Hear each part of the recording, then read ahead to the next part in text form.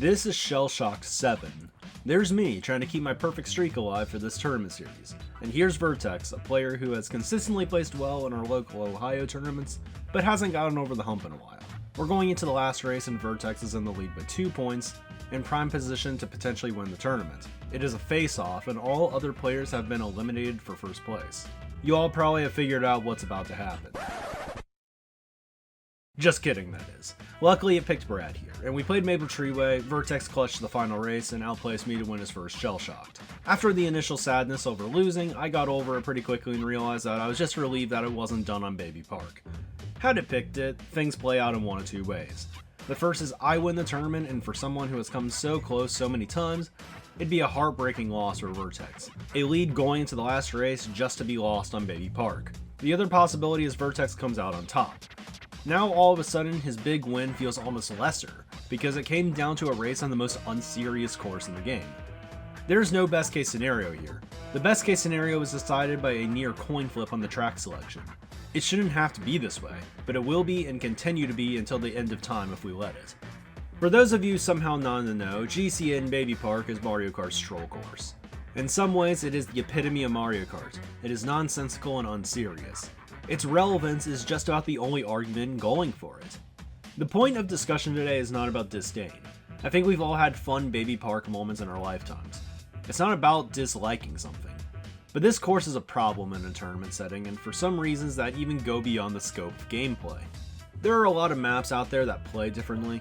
There are some that are downright silly even. Tracks that I personally like worse than Baby Park. But let's talk about what makes Baby Park unique. We all know what it is. It's the shortest track in the series, featuring 7 laps. Because of its length and simplistic design, you can get lapped and still be in a fine position to win a race. The biggest sin is that reading the minimap to understand distance behind first is effectively impossible in real time, when there's frequently no gap between first and last on the minimap. It is actually quite common for players on different laps to overlap on the minimap as well. Because the track can barely fit 12 players, it is hard to avoid mid-pack items on it. The only consistent way to avoid the nonsense and keep your coin count high is to bag early on for stars, and when this happens, first gets naturally star trolled by the people who are a lap behind. So we have a course in this game where the majority is directly incentivized to bag for stars. Because it is an ideal strategy for mostly everyone, a shock usually still happens, often dodging half this lobby. You don't really predict these shocks based on reading the map because you don't know who's who. You just start chaining them and hoping a shock comes. Frontrunners frequently get trolled by people who aren't even trying to troll, but the allure of 15 points usually is enough to convince someone to front run. The track is short enough that sometimes a runner will win. It is just completely random when it does happen, and not reliable in the slightest.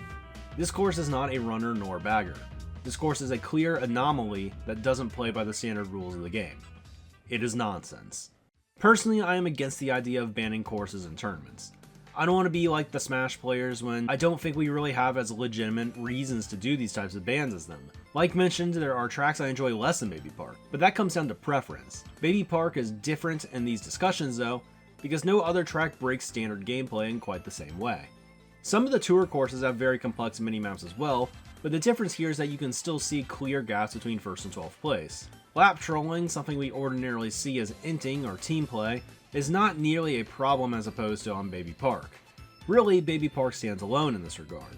So yes, if one course has a case to be banned, it is Baby Park. But there is more to this than just that case. Like mentioned, I don't really like the idea of bans, but how Baby Park is typically selected has really made me question this stance. Because to top things off, people are well aware that it's unserious. And that's exactly what actually makes it incredibly common in the meta. Hypothetically speaking, the game going from 48 courses to 96 should make every track slightly less common to be selected in competitive matches. But this is not actually true for some. We ask, how can certain tracks be picked every single match when there are 70 alternatives? But the answer is quite obvious. You could have 500 courses in this game and DS Wario Stadium would still keep getting picked until there's a track that dethrones it as the easiest course to break off a front run on when starting at first. We like to think that for every 8 new courses, every course's slice of pie shrinks an even amount when it comes to being selected. In reality, some courses effectively have dibs on a certain chunk of the pie already. New courses will only be able to fight for the other parts of the pie until one comes along that effectively dethrones courses like N64 Rainbow Road or Wario Stadium for their #1 use in our meta. The problem with Baby Park is that it will never be dethroned. It will always be the trolling course of trolling courses. The go-to, if you will.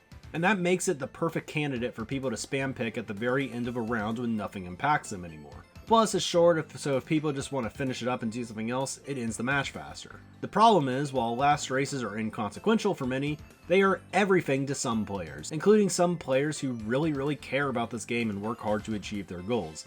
And the fact that people who are literally just trolling can set people with everything on the line up for a relatively uncompetitive final race is just heartbreaking to me. And we see this at all levels of the game.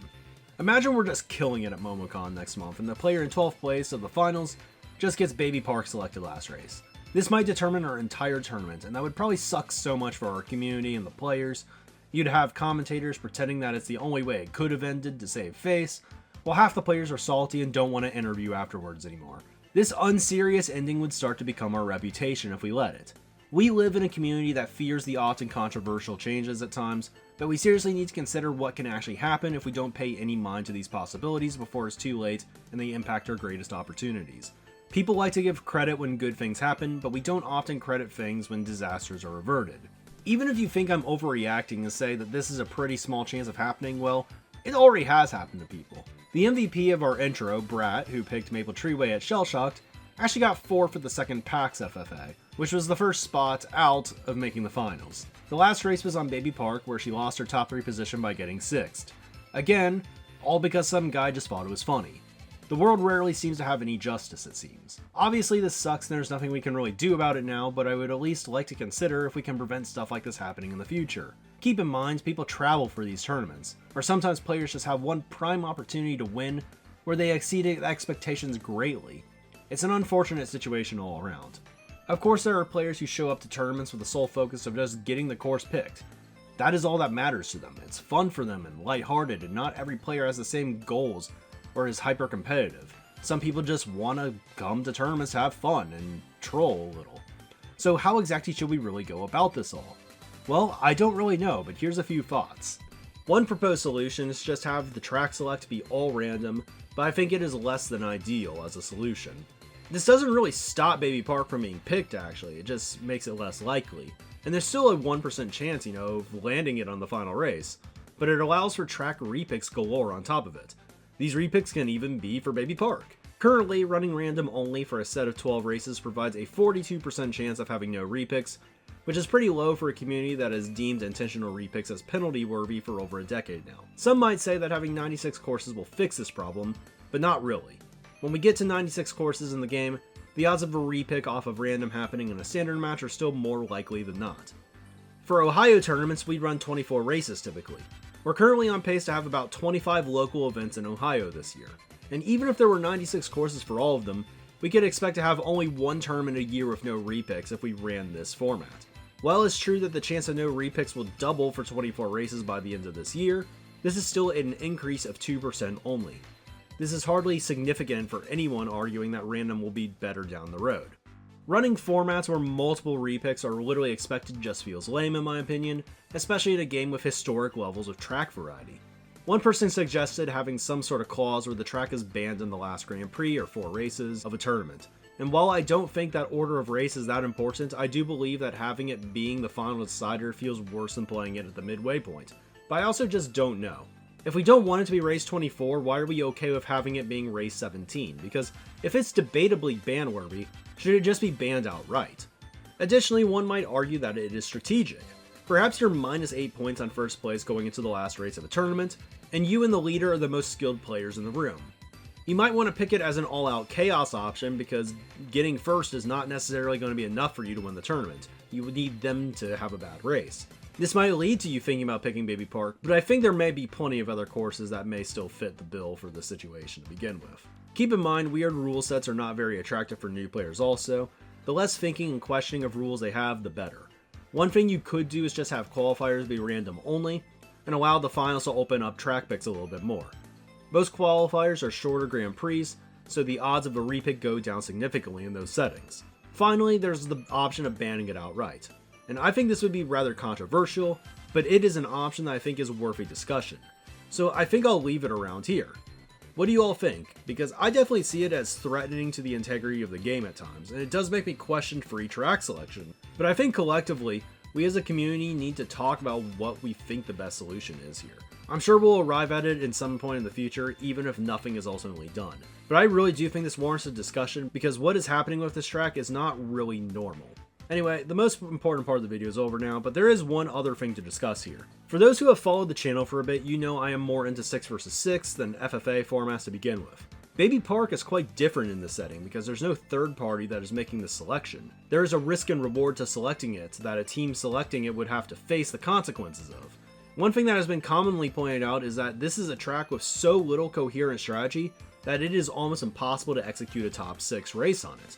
This can be argued for a reason to pick it strategically for race 12 situations when your team is up like 34 or 36 points. There's only one arrangement of spots to get a top 6 in a team match, but top 6s are more common than one out of the total possible combinations of team placements. This is because top 6s are essentially the greatest goal every team has for each race. Teams strategize specifically to obtain this outcome when possible, making it more likely than you would expect, even if it's still pretty rare to get a top 6. If either team has top 6 in the room though, items are thrown less than in any other configuration in a team match. When Baby Park is picked, teams lose this ability to really strategize due to the nature of the track. This makes getting a top 6 that much harder. Is this lack of strategy a strategy in and of itself? Well, maybe it is. I would argue that Baby Park has more value in 6 vs 6 as a result. Funny enough, when matches are decided before the last race, Baby Park's also a useful way to just finish the match sooner as well. Not even as an XD funny meme, but just practically speaking.